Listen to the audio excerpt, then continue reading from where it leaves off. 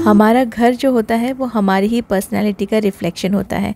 तो आपके घर में जो भी आएगा उसे समझ में आ जाएगा कि आप किस तरह के पर्सन हैं।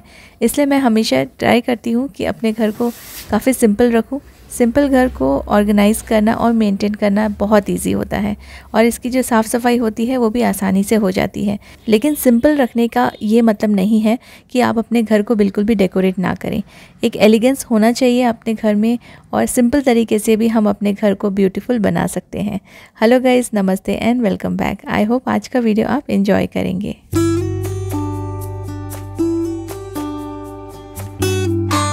घर में कोई भी पुरानी चीज़ पड़ी रहे और अगर वो पुरानी चीज़ भी टूट जाए तो हम लोग क्या करते हैं, उसको थ्रो कर देते हैं। लेकिन कुछ चीज़ें ऐसी होती है जिसको आप रीयूज़ कर सकते हैं, रिसाइकिल कर सकते हैं। कोई टूटी हुई चीज़ को भी आप बहुत ही अच्छे से अपने घर को या तो डेकोरेट करने के लिए यूज़ कर सकते हैं या फिर आप उसे कोई छोटी मोटी चीज़ें ऑर्गेनाइज़ करने के लिए यूज़ में ला सकते हैं। तो ये जो मेरा ट्रे है, सालों पुराना ट्रे है। इसको मैंने बहुत साल पहले, अब तो मुझे याद भी नहीं है कि कितने साल पहले मैंने इसे लिया था, लेकिन काफ़ी टाइम हो गया है और ये मैंने डीमार्ट से लिया था। लेकिन अब ये एक साइड से ना क्रैक हो गया है, इसलिए अब मैं इसको यूज़ नहीं कर रही हूँ।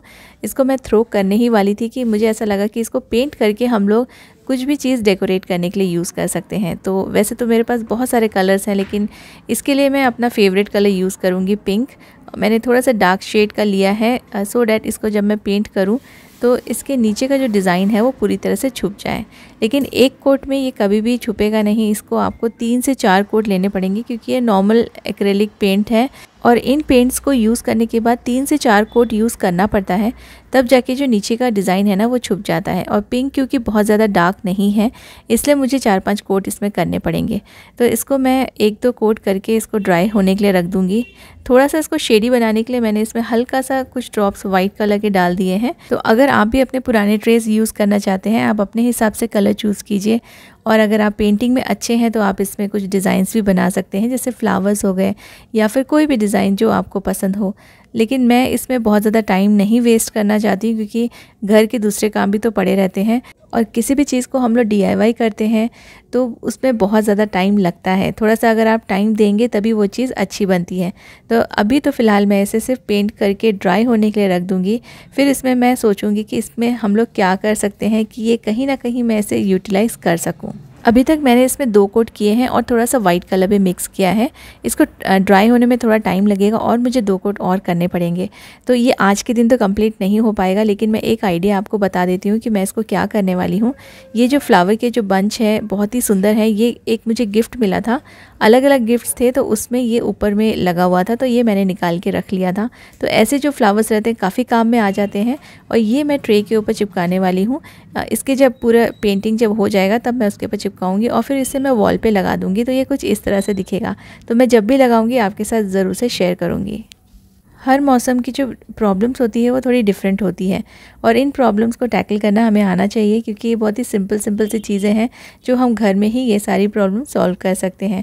जो हमारे वार्म कपड़े होते हैं उनमें बहुत सारे लिंट्स आ जाते हैं और कई बार ना ये पहनने के बाद अच्छे नहीं दिखते हैं।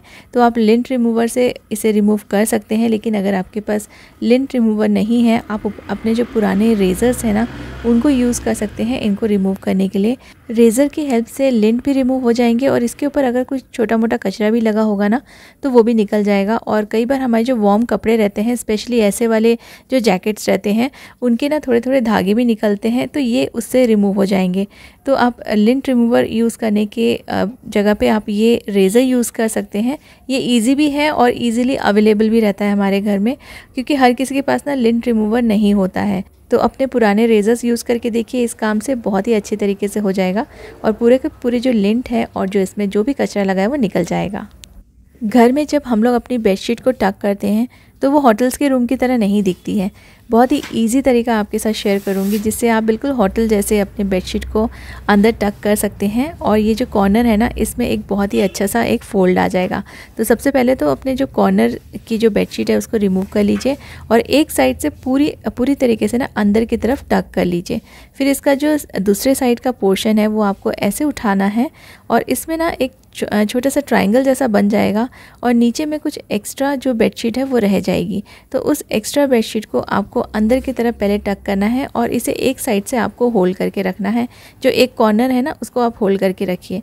फिर अंदर जो एक्स्ट्रा बेडशीट है उसे नीचे टक करके आप ये जो पोर्शन आपने होल्ड किया था उसको वापस से नीचे लाइए और इसको वापस से फिर आप अंदर की तरफ टक कर लीजिए। तो एक बहुत ही अच्छा सा सामने में फोल्ड आ जाएगा कॉर्नर में, और ये बिल्कुल जैसे हम होटल में देखते हैं ना वैसे ही लगेगा। और इसको आप अपने घर में ईज़िली कर सकते हैं, बहुत ही सिंपल है।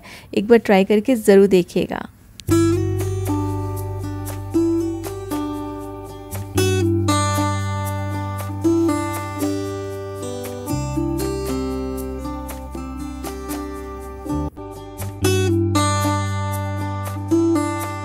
आजकल सभी लोग काफ़ी ज़्यादा हेल्थ कॉन्शियस हो गए हैं, तो कुछ चीज़ें ऐसी हैं जो हम अपने अगर घर से निकाल दें, अपनी लाइफ से निकाल दें, तो काफ़ी हद तक हम लोग अपनी हेल्थ को इम्प्रूव कर सकते हैं।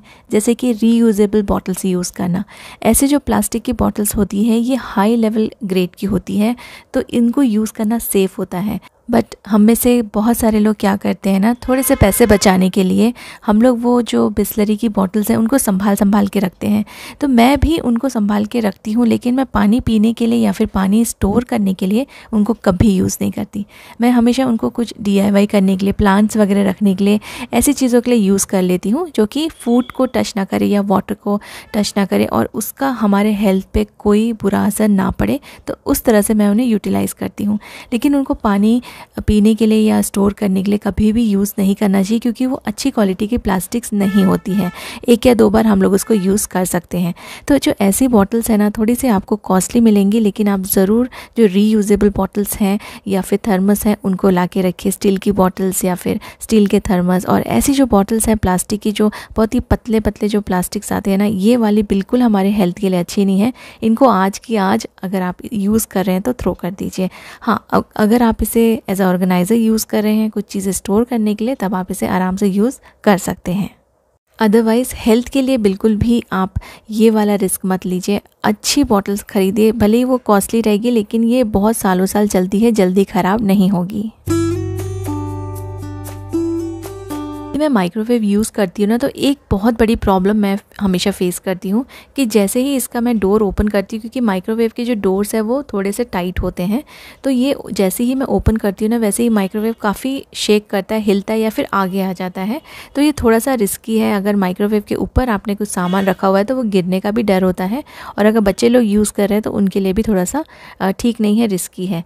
क्योंकि हमारे किचन में बहुत ज़्यादा स्पेस नहीं होता है, इसलिए हम ऐसे अप्लायंसेस के ऊपर जो छोटी मोटी स्पेस मिलती है ना उसको भी यूटिलाइज़ कर लेते हैं सामान रखने के लिए। तो देखिए यहाँ पे ये वाली प्रॉब्लम सॉल्व हो जाए उसके लिए मैं ये वुडन जो हॉट पैड्स आते हैं वो मैं यूज़ कर रही हूँ गर्म बर्तन को रखने के लिए। आप चाहे तो ना इसके नीचे कार्डबोर्ड के जो पीसेस हैं वो भी रख सकते हैं। तो इसको मैंने दोनों साइड से यहाँ पे डाल दिया है, तो इससे क्या होगा कि इसको सपोर्ट मिलेगा। और ये क्योंकि बहुत स्लिपरी रहता है ना हमारा जो काउंटर टॉप रहता है, उसकी वजह से माइक्रोवेव बहुत जल्दी आगे पीछे हो जाता है। पहले ना मैं इसके नीचे एक मैट लगा दी थी, रबर का मैट, वो भी एक बहुत अच्छा ऑप्शन है। लेकिन उससे भी क्या हो रहा था ना कि बहुत ज़्यादा ये प्रॉब्लम सॉल्व नहीं हो रही थी मेरी, और उससे भी ये काफ़ी मूव हो रहा था। तो मैंने ये वुडन वाला यहाँ पे नीचे इसके डाल के देखा, तो ये काफ़ी अच्छा काम कर रहा है और माइक्रोवेव अभी बहुत ज़्यादा हिलता नहीं है। ओपन करने के बाद भी हल्का सा हाथ से हम लोग पकड़ लेते हैं, तो ये जो मेरी जो बहुत बड़ी प्रॉब्लम है ना ये भी सॉल्व हो गई। तो ऐसे आप कुछ छोटी मोटी चीज़ें यूज़ करके कुछ इस तरह की प्रॉब्लम्स को आप सॉल्व कर सकते हैं अपने किचन की, क्योंकि डेली ये चीज़ें यूज़ में आती हैं। तो ये जो चीज़ें हैं जब हम यूज़ कर रहे हैं तो ये कंफर्टेबल होना चाहिए यूज़ करने के लिए। बहुत सारे वुडन के स्पून्स यूज़ करती हूँ जो स्पैचुलास होते हैं, ये काफ़ी अच्छे भी होते हैं, हेल्थ रीज़न के हिसाब से भी अच्छे होते हैं। तो और नॉन स्टिक पैन्स के लिए भी ये काफ़ी यूज़फुल हैं, क्योंकि नॉन स्टिक पैन्स में हम स्टील के या मेटल के यूज़ नहीं कर सकते। तो ये वुडन स्पैचुलास अगर आप रखते हैं तो इनको रखने का मैं एक बहुत ही अच्छा सा हैक आपके साथ शेयर करती हूँ। ऐसे मैं सिरेमिक के जग यूज़ कर लेती हूँ। अब ये जो जग मैंने लिया था इसको ऐसी डेकोरेशन पर्पज़ के लिए मैंने लिया था, जो ये ऐसे ही रखा हुआ। तो जितने भी मेरे पास स्पैचुलास है, वुडन स्पैचुलास और जो सिलिकॉन के स्पैचुलास है, वो मैं एक साथ रख देती हूँ। इससे किचन में एक ये डेकोरेशन का भी काम करता है और एक हमारा जो ऑर्गेनाइज़र है उसकी तरह भी आप इसे यूज़ कर सकते हैं। तो कुछ सिरेमिक के जग्स या फिर जार्स जो जिनके लिड टूट जाते हैं उनको आप ऐसे यूटिलाइज़ कर सकते हैं। आपका सामान भी ऑर्गेनाइज हो जाएगा और आपका किचन भी सुंदर दिखने लगेगा। ये जो हैक है ये टूथपेस्ट से रिलेटेड है। तो टूथपेस्ट का ना जो कैप होता है, हम रोज़ मॉर्निंग में या जब भी हम ब्रश करते हैं तो इस कैप को खोलते हैं और बहुत बार ऐसा होता है, मेरे साथ तो ऐसा कई बार होता है कि ये कैप बार बार हाथ से स्लिप होकर नीचे गिर जाता है।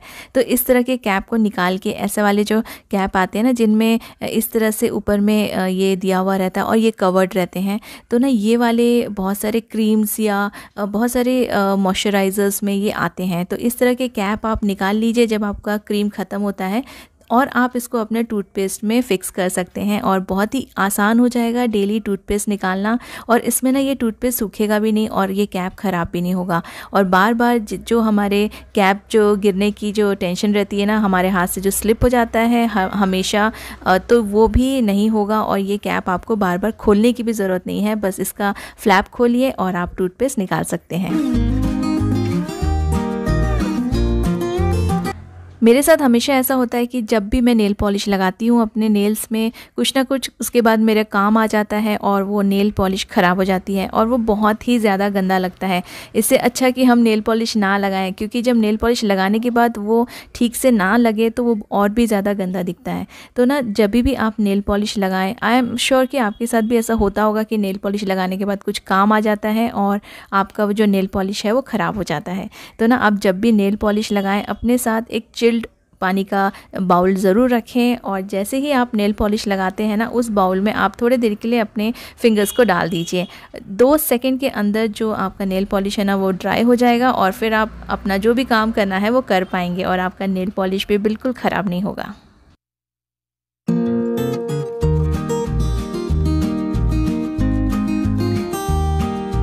बिस्किट का पैकेट एक बार ओपन हो जाए तो फिर उसके बाद ना बिस्किट, जितनी भी रिमेनिंग बिस्किट है वो सब नरम हो जाती है, उनमें मॉइस्चर आ जाता है। तो इनको आप अगर कभी कंज्यूम करते हैं और बिस्किट्स बच गई है तो आप इस तरह का कांच का कंटेनर ले लीजिए और उसके बेस में थोड़ा सा राइस डाल दीजिए, कोई भी राइस चलेगा जो भी आपके पास हो, और उसके ऊपर एक छोटा सा आप नैपकिन का पीस डाल दीजिए और फिर आप इन बिस्किट्स को स्टोर कीजिए।